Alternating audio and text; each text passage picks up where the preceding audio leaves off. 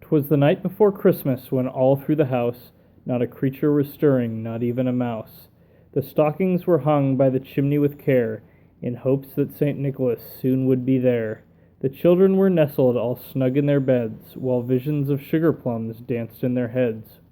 And Mamma in her kerchief, and I in my cap, had just settled our brains for a long winter's nap, when out on the lawn there arose such a clatter, I sprang from my bed to see what was the matter.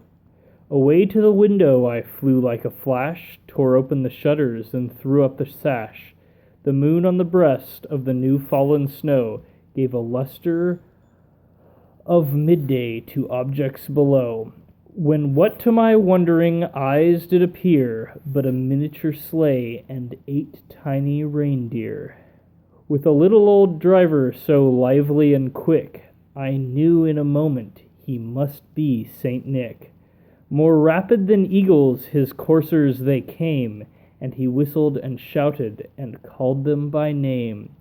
Now Dasher, now Dancer, now Prancer and Vixen, on Comet, on Cupid, on Donner and Blitzen.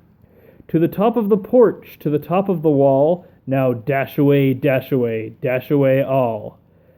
As leaves that before the wild hurricane fly, when they meet with an obstacle, mount to the sky, so up to the housetop the coursers they flew, with the sleigh full of toys, and St. Nicholas too. And then in a twinkling I heard on the roof the prancing and pawing of each little hoof. As I drew in my head and was turning around, down the chimney St. Nicholas came with a bound. He was dressed all in fur from his head to his foot, and his clothes were all tarnished with ashes and soot. A bundle of toys he had flung on his back, and he looked like a peddler just opening his pack. His eyes, how they twinkled, his dimples, how merry! His cheeks were like roses, his nose like a cherry. His droll little mouth was drawn up like a bow, and the beard on his chin was white as the snow.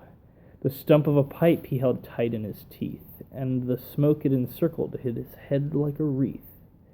He had a broad face and a little round belly that shook when he laughed like a bowl full of jelly.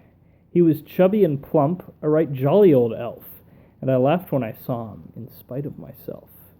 A wink of his eye and a twist of his head soon gave me to know I had nothing to dread.